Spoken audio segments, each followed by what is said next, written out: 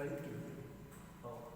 Hind friends, welcome to my channel Pant study point. आज की class में हम देखने वाले हैं, आज के वीडियो में हम देखने वाले हैं साइंस की क्लास है। साइंस के क्वेश्चन हम देखने वाले हैं। इससे पहले चार से 5 वीडियो अपलोड हैं जो 2017 एमपी पुलिस का हम पेपर कर रहे हैं। 2017 प्रीवियस ईयर क्वेश्चन पेपर हम हल कर रहे हैं एमपी पुलिस का। उसमें जितने भी साइंस के क्वेश्चन हैं और जीके के क्वेश्चन हैं उन सबको हम कवर कर रहे हैं। तो आज की क्लास में हम देखने वाले हैं 10 से 12 साइंस के क्वेश्चन जो 2017 दूसरे दिन के फर्स्ट शिफ्ट में पूछा गया था। ये सारे क्वेश्चन को हम देखने वाले हैं, उसके आसपास की चीज़ें भी कवर करने वाले हैं। साइंस में क्वेश्चन तो वही होते हैं, तो देखना है आसपास की चीज़ों में और वो कौन से क्वेश्चन है जो पूछा गया था और आगे भी पूछे जाने के चांस होंगे उनके। पहला क्वेश्चन हम लेते हैं। पहला क्वेश्चन पूछा गया था, विद्युत बल्ब का तंतु बना होता है। ये आसान क्वेश्चन था। विद्युत बल्ब का तंतु बना होता है, ये क्वेश्चन था। इसका आंसर आ जाता है टंगस्टन। टंगस्टन एक धातु है जिसका सिंबल क्या है, W है, जिसका संकेत W है और इसका परमाणु क्रमांक 74 होता है और परमाणु भार जो है वो 110 होता है। तो यही ऑप्शन सही हो जाता। विद्युत बल्ब का टंगस्टन बना होता है, विद्युत बल्ब का तंतु बना होता है टंगस्टन का। बहुत बार आया हुआ क्वेश्चन है, आगे भी आएगा। टंगस्टन याद रखना है। टंगस्टन का सिंबल W होता है, परमाणु क्रमांक 74 और परमाणु भार 110 होता है। ये फिलामेंट विद्युत बल्ब का यहाँ पे या तो फिलामेंट करके आता है, विद्युत बल्ब का फिलामेंट बना होता है किससे, या फिर विद्युत बल्ब का तंतु किसका बना होता है, ये वही एक ही चीज है।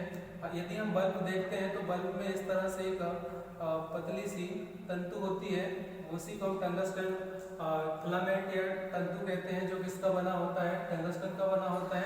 इसमें आसपास की चीजें हम और देखते हैं। टंगस्टन से पूछा जाता है कि इसका गलनांक कितना होता है, इसका गलनांक बिंदु कितना होता है। गलनांक मतलब होता है मेल्टिंग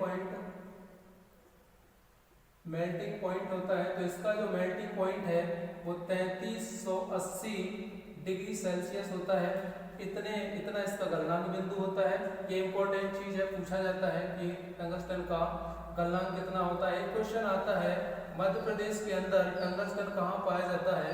मध्य प्रदेश के अंदर टंगस्टन जो पाया जाता है वो होशंगाबाद, याद रखना है, होशंगाबाद में ये पाया जाता है। और यदि पूछता है भारत के अंदर टंगस्टन धातु का उत्पादन कहाँ किया जाता है, तो ये याद रखना है देगाना की खान है, देगाना खान में। और ये कहाँ पे है, राजस्थान में है, राजस्थान में ये खान है। तो इतनी चीजें हमें टंगस्टन के बारे में याद रखना है। एक क्वेश्चन आता है, टंगस्टन का अयस्क पूछा जाता है, टंगस्टन का अयस्क पूछा जाता है तो फुल फॉर्म याद रखना है। फुल फॉर्म इसका क्या है, अयस्क है, ये भी पूछा जाता है। तो हमने देखा टंगस्टन के बारे में इतनी चीजें। एक बार हम देखते हैं टंगस्टन, इसका सही आंसर होगा। विद्युत बल्ब का तंतु या फिलामेंट बना होता है टंगस्टन का, इसका संकेत होता है W। 110 परमाणु भार होता है, 74 परमाणु क्रमांक होता है। इसका गलनांक पूछा जाता है, टंगस्टन का गलनांक कितना होगा, तो 3380 डिग्री सेल्सियस होता है। यहाँ पूछा जाता है गलनांक बिंदु उच्च है और निम्न प्रतिरोध होता है, निम्न प्रतिरोध होता है।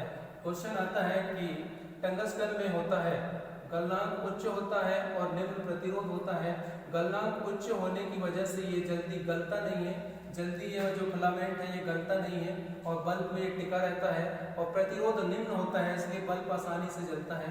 प्रतिरोध इसका निम्न होता है और गलनांक हाई होता है, याद रखना है। होशंगाबाद एमपी में एकमात्र जगह है जहाँ पे पाया जाता है और भारत के अंदर एकमात्र जगह है देगाना खान जहाँ पे ये पाया जाता है। और दूसरी चीज पूछा जाता है टंगस्टन का अयस्क कौन सा है, तो फुल फॉर्म पूछा जाता है या पूछेगा फुल फॉर्म जो है वो किससे संबंधित है, टंगस्टन से संबंधित है। इतनी चीजें हमें याद रखना है। अगला क्वेश्चन हम लेते हैं, उस वस्तु का चयन करें। क्वेश्चन नेक्स्ट था, ये सिंपल क्वेश्चन था। उस वस्तु का चयन करें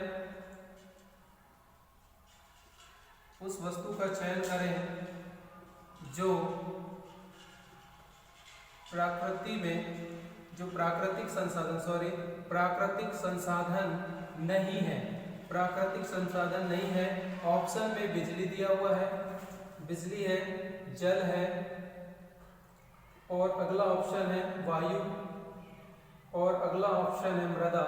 तो इसमें पूछा था कि उस वस्तु का चयन करें जो प्राकृतिक संसाधन नहीं है। प्राकृतिक संसाधन नहीं है मतलब प्रकृति द्वारा प्रदत्त नहीं है। तो ये जो है प्राकृतिक संसाधन है जल, वायु प्राकृतिक संसाधन है, मृदा प्राकृतिक संसाधन है, लेकिन बिजली जो है ये मानव निर्मित है।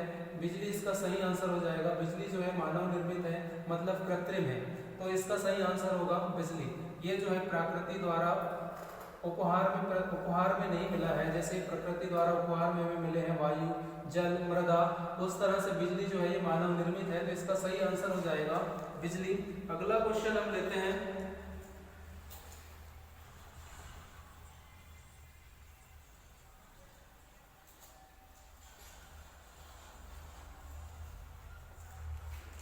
क्वेश्चन अगला पूछा गया था, प्रयोगशाला में जीवाणु संवर्धन के लिए प्रयोगशाला में जीवाणु संवर्धन के लिए प्रयुक्त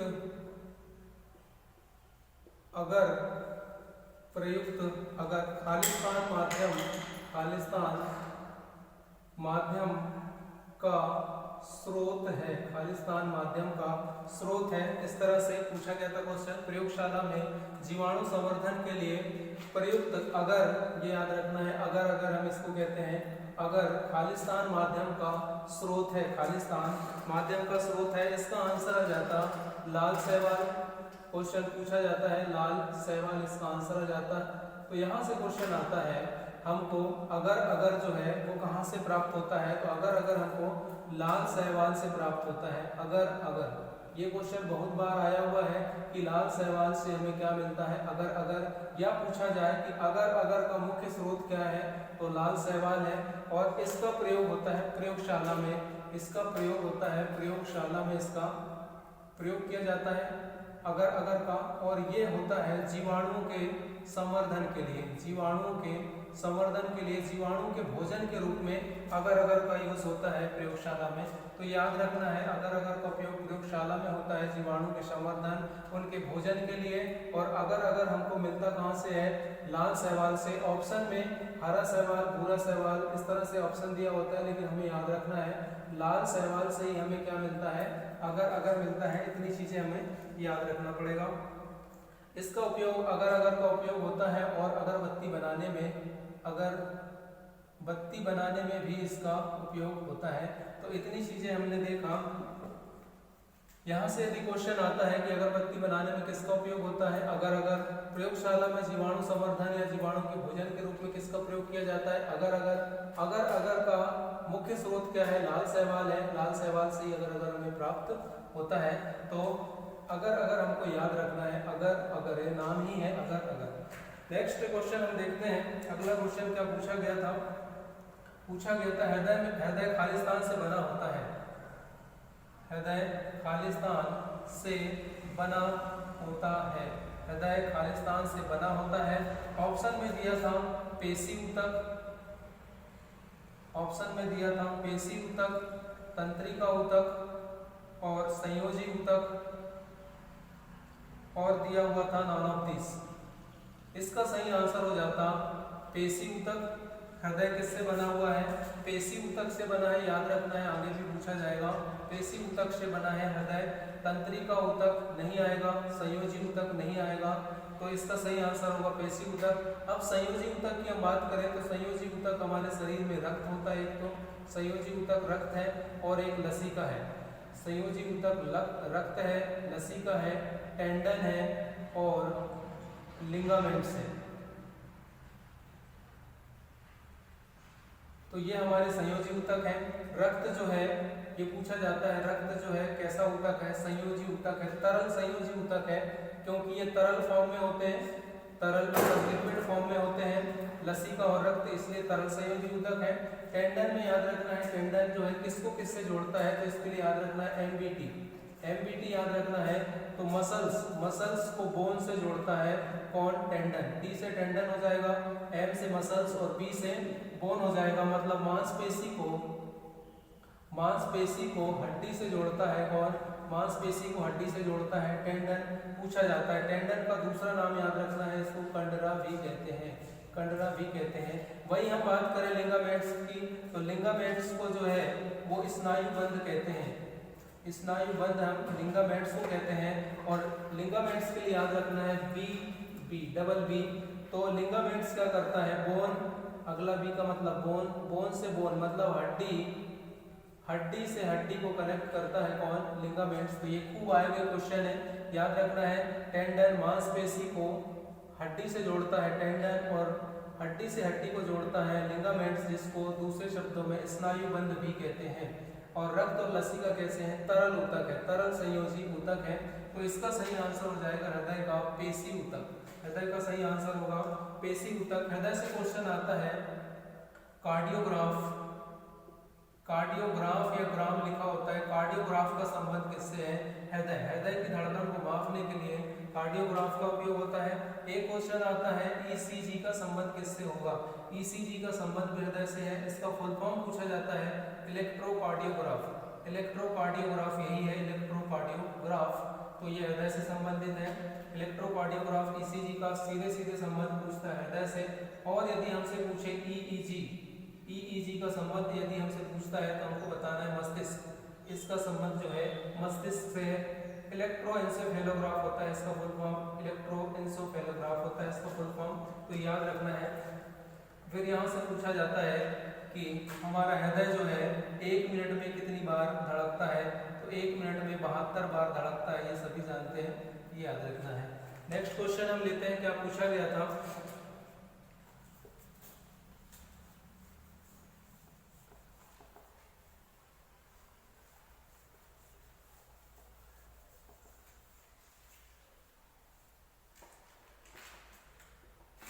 नेक्स्ट क्वेश्चन की हम बात करें तो पूछा गया था अधिकांश जीवाश्म ईंधनों में होता है, अधिकांश जीवाश्म ईंधनों में होता है, अधिकांश जीवाश्म ईंधनों में होता है।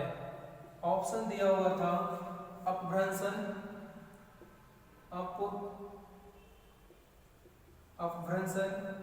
स्वतः दहन, दूसरा ऑप्शन था विस्फोट, तीसरा ऑप्शन था त्वरित दहन। अच्छा क्वेश्चन था ये। तो अधिकांश जीवाश्म ईंधनों में होता है, तो अधिकांश जीवाश्म ईंधनों में क्या होता है, अपभ्रंशन नहीं होता, स्वतः दहन ये भी नहीं, अधिकांश पूछा है, विस्फोट भी नहीं होता, त्वरित दहन, ये त्वरित दहन का गुण अधिकांश जीवाश्म ईंधनों में होता है।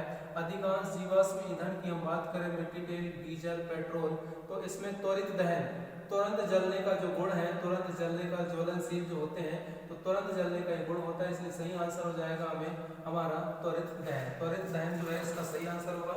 अगला क्वेश्चन हम लेते हैं, जो पूछा गया था,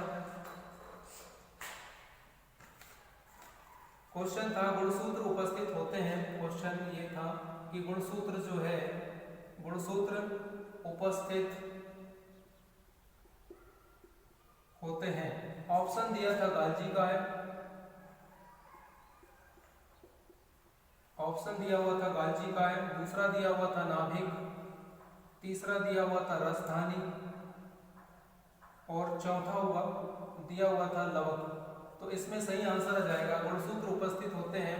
गुणसूत्र को ही क्रोमोसोम कहते हैं, गुणसूत्र को ही क्रोमोसोम कहते हैं। तो क्रोमोसोम गुणसूत्र जो उपस्थित होते हैं वो होते हैं नाभिक में, तो इसका सही आंसर हो जाता है नाभिक। गाल्जी काय नहीं आता, क्योंकि गाल्जी काय को यातायात प्रबंधक कहते हैं, गाल्जी काय को यातायात प्रबंधक कहते हैं, या ट्रैफिक पुलिस के रूप में जानते हैं गाल्जी काय को। तो ये नहीं आता, राजधानी नहीं आता, लवक नहीं आता, इसका सही आंसर हो जाता नाभिक। नाभिक में ही क्या होते हैं, गुणसूत्र उपस्थित होते हैं। अब हम बात करते हैं मानव शरीर की। मानव शरीर में कितने गुणसूत्र होते हैं?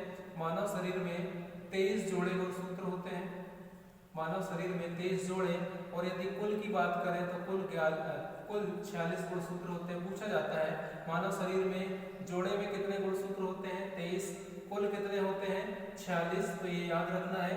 फिर याद रखना है ये 22 पेयर होता है, 22 प्लस XY होता है, और 22 प्लस XX होता है। तो यहाँ 22 जोड़े में है और ये एक जोड़ा हो गए 23 जोड़ा। तो इस 23 जोड़े में XY एक सिंगल जोड़ा होता है, और ये होता है मेल के लिए, ये गुणसूत्र होता है मेल में। और 22 जोड़ा और XX यदि है तो ये होता है फीमेल के लिए, फीमेल के लिए। तो याद रखना है यदि X मेल का X और फीमेल का X यदि मिलता है गुणसूत्र, तब लड़की पैदा होती है, याद रखना है। और मेल का X और फीमेल का मेल का Y और फीमेल का X यदि मिलता है तब लड़का पैदा होता है, ये पूछा जाता है। तो याद रखना है यदि हमसे पूछे कि समजात गुणसूत्रों की संख्या कितनी होती है, समजात गुणसूत्र और विषमजात गुणसूत्र, तब याद रखना है समजात गुणसूत्रों की संख्या कुल 44 होती है, और जोड़े में पूछे तो 22।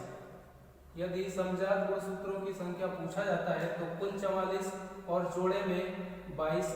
विषमजात गुणसूत्रों की संख्या कुल पूछे तो एक जोड़ा, जोड़े में एक जोड़ा, और कुल पूछता है तो कुल याद रखना है 2, कुल याद रखना है 2। जैसे हमने देखा 22 प्लस XY, तो ये 22 एक जोड़ा हो गया, और 23 XY एक जोड़ा हो गया, तो 23 जोड़े हो गए।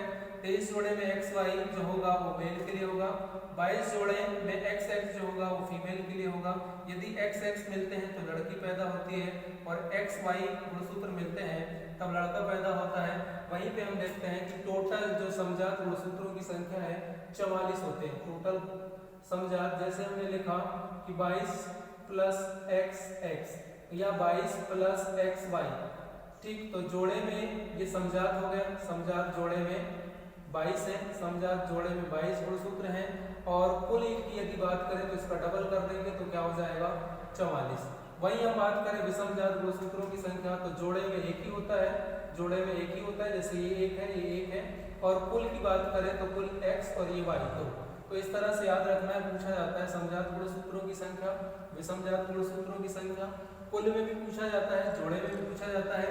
और गुणसूत्र कहाँ होते हैं, क्रोमोसोम नाभिक में होते हैं। यही हमारा क्वेश्चन था। और याद रखना है लड़की कब पैदा होगी और लड़का कब पैदा होगा, कौन से गुणसूत्र मिलेंगे, ये सारी चीजें हमें याद रखना है। अगला क्वेश्चन हम लेते हैं।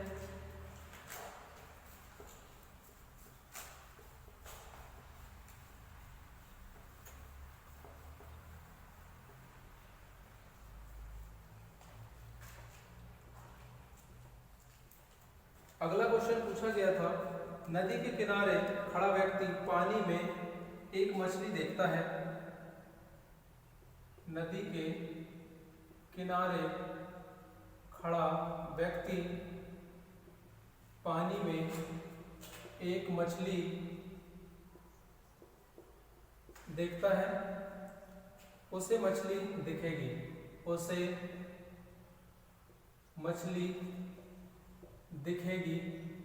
और ऑप्शन में दिया हुआ है, ऑप्शन में दिया हुआ था मूल स्थिति से ठीक ऊपर, मूल स्थिति से ठीक नीचे, या मूल स्थिति से दाईं ओर, मूल स्थिति से बाईं ओर। तो इसका सही आंसर हो जाता मूल स्थिति से ठीक ऊपर, मूल स्थिति से ठीक ऊपर। यदि कोई व्यक्ति नदी के किनारे खड़ा है और वो देखता है तो मछली जो है दिखाई देती है, मछली दिखाई देगी। जैसे कि यहाँ पे मछली है तो मछली यहाँ पे नहीं, यहाँ पे उठी हुई दिखाई देती है। ऐसा क्यों होता है, ऐसा अपवर्तन की वजह से होता है, ये याद रखना है। ऐसा होता है अपवर्तन की वजह से। यदि हम देखते हैं माध्यम हमारे पास दो होते हैं माध्यम, यदि ये गैस वाला माध्यम है और ये ठोस द्रव वाला माध्यम है, तो यदि प्रकाश की किरणें यहाँ से यहाँ आती है, प्रकाश की किरणें यहाँ से यहाँ आती है तो अभिलंब की ओर झुक जाती है। ये हमने पढ़ा है कि ये अभिलंब होता है और अभिलंब की ओर झुक जाती है। कभी कभी होता है कि अभिलंब से दूर चले जाती हैं, अभिलंब से दूर चले जाती हैं। तो यहाँ पे होता है यदि प्रकाश की किरणें गैस अवस्था से, यदि प्रकाश की किरणें गैस अवस्था से द्रव अवस्था में आ रही हैं, द्रव अवस्था में, या फिर इसको हम माध्यम कह लें, सघन माध्यम और विरल माध्यम, तो ज़्यादा अच्छा रहेगा। विरल माध्यम और ये हो जाएगा सघन माध्यम। यदि प्रकाश की किरणें सघन माध्यम से विरल माध्यम से सघन माध्यम में आती है तो अभिलंब की ओर झुकती है, अभिलंब की ओर झुकती है पूछा जाता है। और यहाँ पे इसकी जो गति है वो गति है कम हो जाती है, गति कम हो जाती है। और यदि यहाँ पे हम बात करें, यहाँ पे हम रख दें सघन माध्यम और यहाँ पे विरल माध्यम रख देते हैं, तो जब प्रकाश की किरणें सघन माध्यम से विरल माध्यम में जाती हैं तो अभिलंब से दूर हटती हैं और यहाँ पे गति बढ़ जाती है, गति तेज हो जाती है। तो ये भी पूछा जाता है। और इन्हीं की वजह से जो है मछली ऊपर उठी हुई दिखाई देती है मूल स्थिति से। यदि हम एक गिलास लें और एक गिलास में एक पेन को ऐसा रख दें तो ये जो पेन है या छड़ी है वो मुड़ी हुई दिखाई देती है, वो जो है मुड़ी हुई दिखाई देती है। तो ऐसा ही होता है कि जो मछली है वो अपनी स्थिति से ठीक ऊपर की ओर उठा हुआ दिखाई देता है। तो यहाँ पे याद रखना है ऐसा होता है अपवर्तन की वजह से।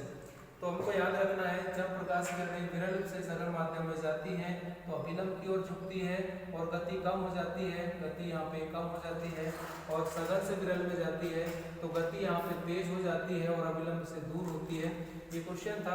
अगला क्वेश्चन हम लेते हैं।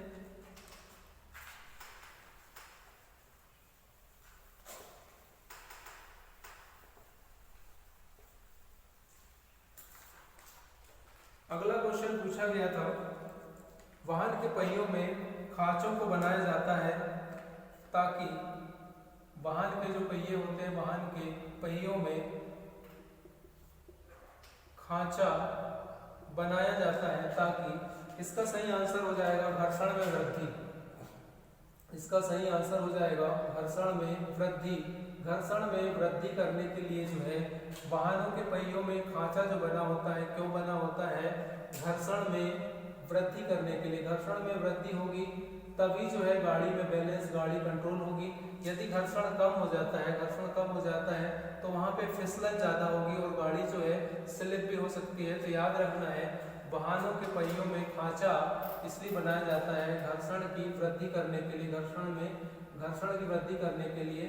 तो हम जो चल पाते हैं वो भी घर्षण की वजह से चल पाते हैं, चलना ये भी घर्षण की वजह से चल पा रहे हैं। मैं यहाँ जो पेन चला रहा हूँ, यहाँ पेन चला रहा हूँ, ये भी घर्षण की वजह से चल रहा है। यदि यहाँ पे घर्षण ना हो तो मैं यहाँ लिख नहीं पाऊंगा, और यदि घर्षण ना हो तो हम चल नहीं पाएंगे। तो घर्षण जो है वो ज़्यादा जरूरी है हर चीज़ में। तो याद रखना है वाहन के पहियों में खांचा इसलिए बनाया जाता है ताकि घर्षण में वृद्धि हो और वाहन जो है वो आसानी से चल सके। अगला क्वेश्चन हम लेते हैं।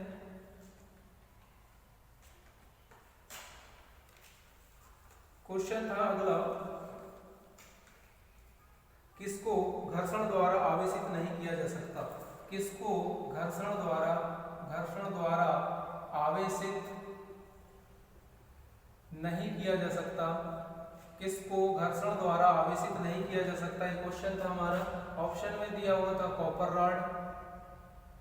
रॉड दिया हुआ था, ग्लास रॉड दिया हुआ था,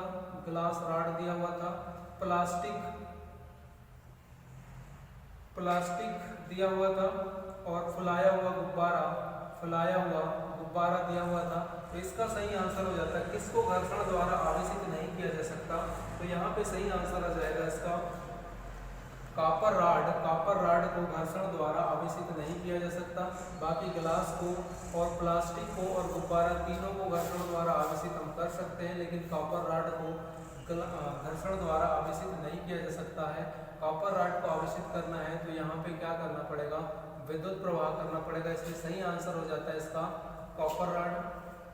अगला क्वेश्चन हम देखते हैं क्या पूछा गया था। अगला क्वेश्चन पूछा गया था, विलीन रूप से पाचित भोजन CO2 और नाइट्रोजन परिवहन का कार्य रुधिर में किसके द्वारा किया जाता है? तो क्वेश्चन ये था कि हमारे शरीर में जो बना हुआ भोजन है, CO2 है, नाइट्रोजन है, इनका परिवहन शरीर में रक्त के द्वारा होता है, लेकिन रक्त में कौन करता है? तो इसका सही आंसर हो जाता प्लाज्मा। इसका सही आंसर हो जाता प्लाज्मा। क्वेश्चन ये था, शॉर्ट में समझने की कोशिश करना है। क्वेश्चन ये था कि हमारे शरीर के रक्त में जो बना हुआ भोजन CO2, नाइट्रोजन, जो भी खनिज पदार्थ होते हैं, जो गैसें होती हैं, उनका परिवहन कौन करता है? उनका परिवहन करता है प्लाज्मा। तो इसका सही आंसर हो जाता प्लाज्मा। प्लाज्मा में याद रखना पूछा जाता है प्लाज्मा का रंग कैसे होता है? प्लाज्मा का रंग होता है पीला। और यदि क्वेश्चन आता है कि रक्त में प्लाज्मा कितना प्रतिशत होता है, तो 55 से 60% जो है ये प्लाज्मा होता है, ये याद रखना है। सॉरी, इसमें जो है 80% प्लाज्मा होता है, ये याद रखना है। रक्त में प्लाज्मा 80% के आसपास जो है वो प्लाज्मा होता है। ये क्वेश्चन था। अगला क्वेश्चन हम लेते हैं कि पूछा गया था शरीर की सबसे बड़ी कोशिका है। क्वेश्चन आसान था। शरीर की सबसे बड़ी कोशिका पूछा था। शरीर की सबसे बड़ी कोशिका पूछा था, तो इसका आंसर हो जाता तंत्रिका तंत्र की कोशिका सबसे बड़ी कोशिका है। तंत्रिका तंत्र की कोशिका सबसे बड़ी कोशिका है। बड़ी कोशिका पूछा गया था, तंत्रिका तंत्र की कोशिका इसका आंसर हो जाता। यदि हम बात करें तंत्रिका तंत्र की कोशिका के बारे में, तो कोशिका को हम सेल भी कहते हैं, कोशिका को सेल भी कहते हैं। कोशिका की खोज किसने की? Robert Hooke. ये पूछा जाता है, रॉबर्ट हुक याद रखना है। तो इतने ही क्वेश्चन आज के लिए पर्याप्त हैं। इतने क्वेश्चन जो है शिफ्ट में पूछे गए थे। अगले क्वेश्चन, अगला जो वीडियो होगा उसमें मिलेंगे हम अगले टॉपिक पे अगले क्वेश्चन के साथ। जब तक के लिए जय हिंद। यदि वीडियो अच्छी लगती है तो चैनल को सब्सक्राइब करना है और शेयर करना है। Thanks for watching.